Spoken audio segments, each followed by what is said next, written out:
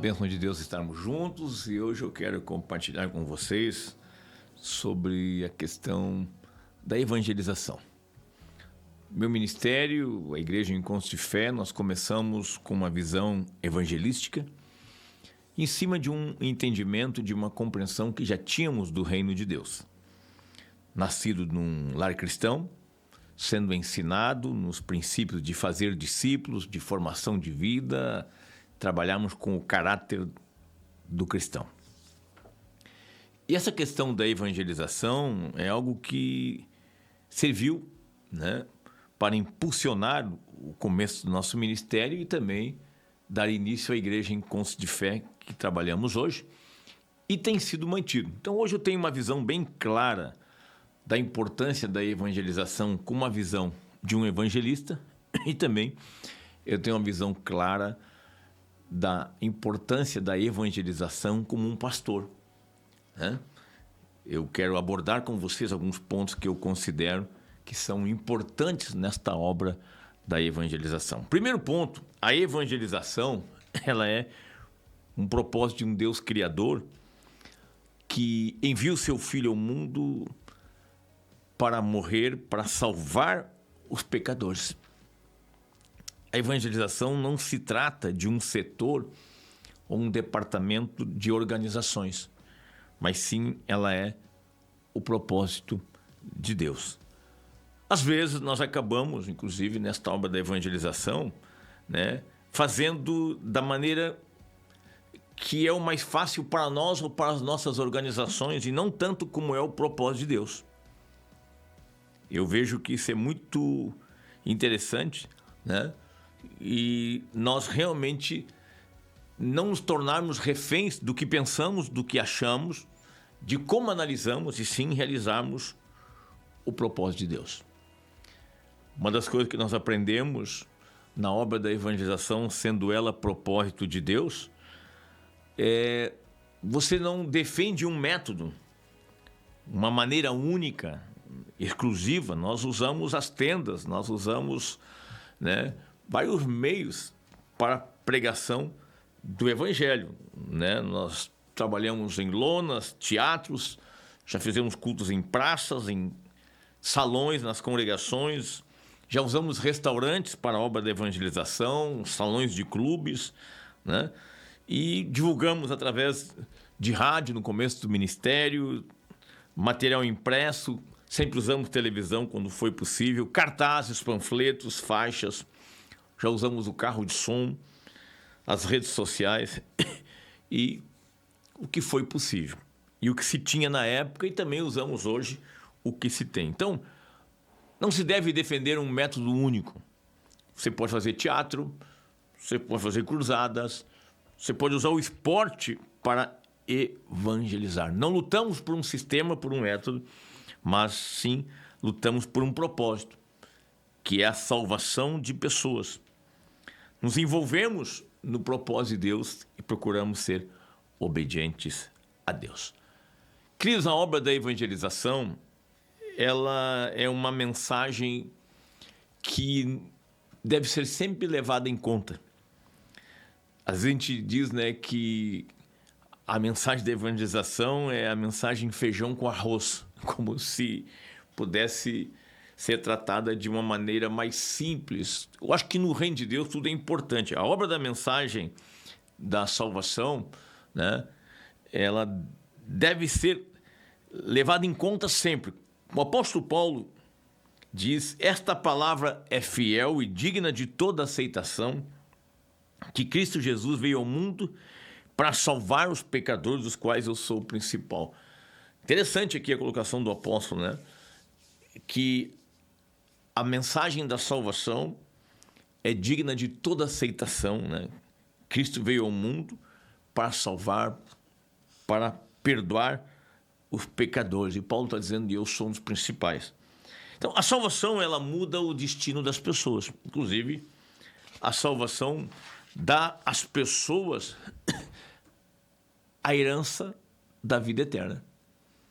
Nós encontramos em Romanos 6:23, porque o salário do pecado é a morte, mas o dom gratuito de Deus é a vida eterna em Cristo Jesus. Então, realmente, a pregação do Evangelho, a mensagem da salvação, dá às pessoas uma esperança e uma certeza de uma vida eterna.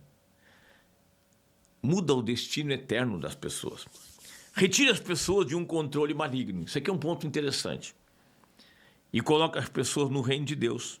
As pessoas, através da pregação do Evangelho, através da obra da evangelização, elas são alcançadas na condição que se encontram, em uma cegueira espiritual, e saem das trevas para a luz, da morte para a vida. Olha que o apóstolo Paulo diz ao rei Agripa, em Atos 26, 18.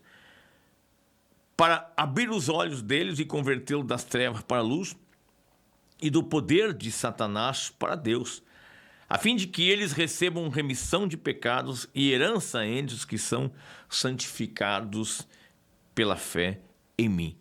O apóstolo escreve muitas cartas, doutrinas para a igreja, ele ensina princípios, né? Tem um conteúdo muito rico nas suas cartas, mas ele diz aqui que o chamado dele, na essência, foi para tirar as pessoas das trevas, das potestades de Satanás, para uma vida nova com Deus. Colossenses também 1, 13 e 14, o apóstolo diz, o qual nos tirou da potestade das trevas e nos transportou para o reino do Filho do seu amor, em quem temos a redenção pelo seu sangue, a saber, e a remissão dos pecados. Então, realmente, a evangelização dá essa esperança da eternidade, dá a certeza da eternidade e traz também uma mudança na vida das pessoas, onde elas saem na sua vida, ainda nesta terra, de um controle maligno e elas passam a viver, né, uma vida nova como filhos de Deus. A mensagem de Jesus Cristo deve ser pregada, a mensagem da cruz, porque essa mensagem é o único caminho para a salvação. E nós temos que entender que a salvação é o propósito de Deus. A Bíblia diz que é o desejo de Deus que todas as pessoas sejam salvas, 1 Timóteo 2,4, e que cheguem ao pleno conhecimento da verdade. Então, Jesus diz, né, em João 14,6, eu sou o caminho, a verdade e a vida, e ninguém vem ao Pai a não ser por mim. Então, se nós trabalhamos como igreja, com um ministério e queremos ver as pessoas transformadas, nós precisamos entender que a mensagem de Cristo como Salvador tem que ser pregada. Não há salvação em nenhum outro, porque debaixo do céu não existe nenhum outro nome dado entre os homens pelo qual importa que sejamos salvos.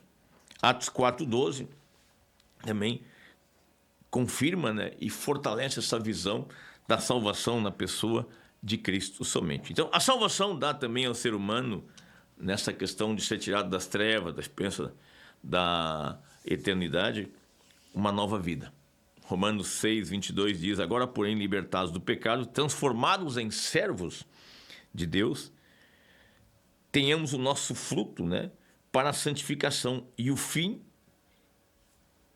junto à vida eterna. Então, realmente, esta obra salvadora é o começo de um processo, de uma transformação que também vai ser desenvolvido na vida cristã na face da terra. É o início de tudo, né? Não existe edificação, não existe igreja em comunhão sem primeiro ser salva, sem primeiro sair das trevas, né? E foram ter com Jesus e viram o endemoniado, o que tivera a legião, assentado, vestido e em perfeito juízo, e temeram. Então, aqui nós temos um exemplo nesse momento que nós lemos, quando Jesus liberta aquele homem que morava entre os túmulos, o gadareno. Nós temos realmente aqui esse entendimento, né, onde as pessoas, através da proclamação do Evangelho, elas são restauradas. Um homem que vivia entre os túmulos, um homem que queria morrer, assustava todos, colocava pavor, ninguém conseguia contê-lo. Depois que ele foi liberto, se encontrou com Jesus, ele foi encontrado assentado, vestido e em perfeito juízo. Só o Evangelho pode fazer isso. E assim, se alguém está em Cristo, é nova criatura, e as coisas antigas já passaram, e eis que se fizeram novas. Então, o Evangelho, ele torna realmente as pessoas transformadas em Cristo, torna as pessoas uma nova criatura, né?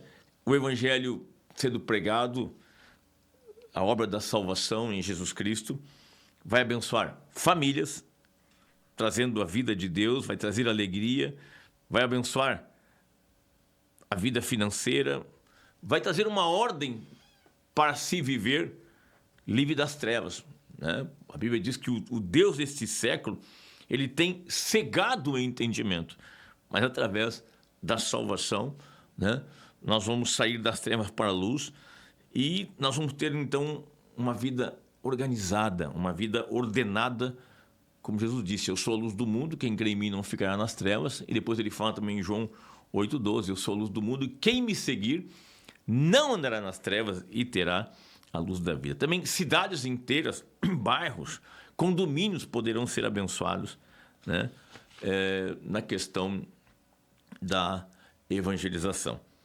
Outro ponto importante é que quando nós estamos evangelizando e ganhando pessoas para Cristo, também nós temos que entender que as gerações futuras vão ser abençoadas. Então, quando entra a salvação, quando o evangelho entra numa família, né, gerações futuras serão abençoadas. No dia seguinte, partimos e fomos para Cesareia, e entrando na casa de Filipe, o evangelista, que era um dos 7, ficamos com ele. Filipe tinha 4 filhas solteiras que profetizavam. Filipe foi um dos diáconos, foi chamado como evangelista ali no capítulo 8 de Atos. Ele estava pregando o evangelho, né? E anos depois, mais de 20 anos, o apóstolo Paulo o encontra e passa na cidade onde ele estava, né, em Cesareia, e encontra Filipe com a sua família restaurada, suas filhas bem. Então, realmente, quando nós evangelizamos, nós temos que crer que filhos, que netos e bisnetos e muitas gerações vão ser abençoadas. Quantas pessoas hoje estão sendo abençoadas porque seus avós, seus pais, né, se converteram? Então, a evangelização, queridos, não pode ser somente também no começo da obra. Esse é um ponto que eu quero chamar a atenção. Eu disse que a obra de evangelização, ela foi o que impulsionou o começo do nosso ministério. Foi uma visão que Deus nos deu. Mas eu tenho afirmado sempre que aquilo que Deus vai dando não é para uma substituição, e sim é para acrescentar.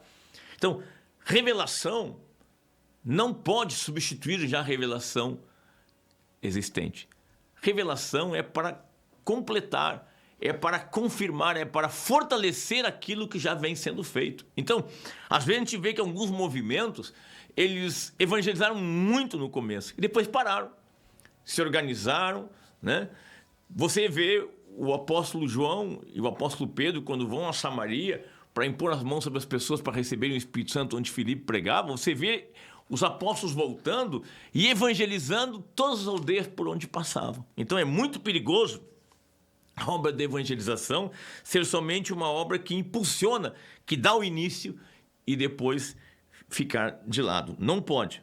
Não há edificação da igreja sem haver primeiro a salvação. E para um crescimento real, nós temos que ver que uma igreja está crescendo realmente, uma organização, poderia dizer hoje, uma denominação está crescendo também, quando a gente percebe o número de pessoas que estão se convertendo e é importante olharmos o número de pessoas que estão sendo batizadas. Às vezes a gente tem certos lugares que tem um certo crescimento numérico e não tem tantas pessoas sendo batizadas. Então a gente tem que rever, né? Será que são membros descontentes, pessoas que estavam em outros lugares, que vieram para lá somente? Então eu vejo que os movimentos sempre nós vamos ter. Mas seria muito importante também os movimentos, eles terem essa obra da evangelização e terem pessoas sendo batizadas, pessoas salvas e pessoas sendo restauradas. Então, o crescimento da obra num todo, numa cidade, numa igreja, numa denominação, também deve ser analisado por esse ponto. Quantas pessoas nós estamos batizando, né? Que percentual? O que está acontecendo na realidade? Podemos ver aí sim o valor que a gente dá para a evangelização na nossa vida pessoal, e também nós vamos ver o valor que nós damos para a evangelização na igreja onde nós estamos, pelo tempo que nós aplicamos na nossa vida, pelo que nós aplicamos no montante financeiro. Então, nós temos que ver também o que é prioridade. E eu colocaria, a evangelização é prioridade segundo os olhos de Deus. Nós devemos sempre estar evangelizando. Jesus disse, né? A minha comida consiste em fazer a vontade daquele que me enviou e realizar a sua obra. Eu vejo hoje, às vezes, a gente no reino e na obra, até pensando em realizar a obra, mas deixando a vontade de Deus de lado. E a vontade de Deus é que todos sejam salvos e que cheguem ao pleno conhecimento da verdade. Então, nós devemos ver o que é primazia, que tempo aplicamos, que valor financeiro estamos investindo em todos os setores e segmentos da igreja. Jesus também disse, aquele que me enviou está comigo e não me deixou só, porque eu faço sempre o que lhe agrada. Jesus está falando aqui, eu faço. Ele não está dizendo eu fiz. Então, ele está falando o que ele estava ainda fazendo. Então, nós temos que não somente dizer já fizemos, já evangelizamos, já ganhei muitas pessoas para Cristo. Não, a evangelização tem que ser um fazer constante.